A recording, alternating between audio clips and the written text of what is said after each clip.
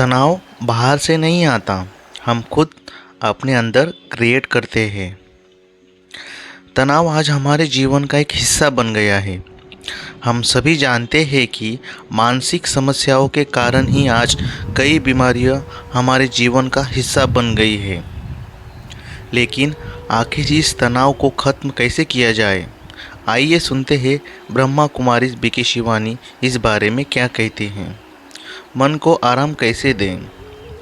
मन को आराम देने के लिए 15 दिन का हॉलिडे नहीं चाहिए।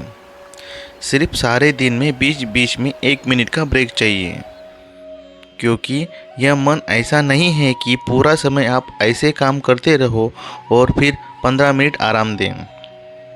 15 दिन तो आप शरीर को आराम दे रहे हैं, लेकिन मन को भी आराम देना चाहिए। इसमें हमें यह देखना है कि इन 15 दिनों में मन ने किस प्रकार के संकल्पों की रचना की है। मनोरंजन एक अच्छी चीज़ है, लेकिन यह तनाव को समाप्त नहीं कर सकता और यह इसका समाधान भी नहीं है। यह भले ही थोड़े समय के लिए आपको रिलैक्स कर सकता है, लेकिन तनाव का समाधान हमारी संकल्प शक्ति में है। जब आप अपने कार्य को, अपनी पढ़ाई को, अपने स्वाभाविक दिनचर्या को एंजॉय करना शुरू कर देते हैं, तो फिर हॉलिडे पर जाने की ज़रूरत नहीं पड़ती है। हॉलिडे की फीलिंग कब आती है? जब मैं आराम चाहती हूँ, तब यह फीलिंग आती है। अब प्रश्न उठता है कि हम विराम क्यों लेते हैं? क्योंकि तब हम खुश नहीं होते हैं। अगर आप हर रोज़ को एंजॉय करना शुरू कर देते हैं, हर रोज़ हल्के रहते हैं, तो ब्रेक लेकर क्या करेंगे? जो कार्य आप कर रहे हैं और उसी के अंदर आप सही सोच से उसको मज़े से करते हैं, तो आपका विराम लेने की ज़रूरत नहीं पड़ती। आप वैसे ही रिलैक्स रहते हैं।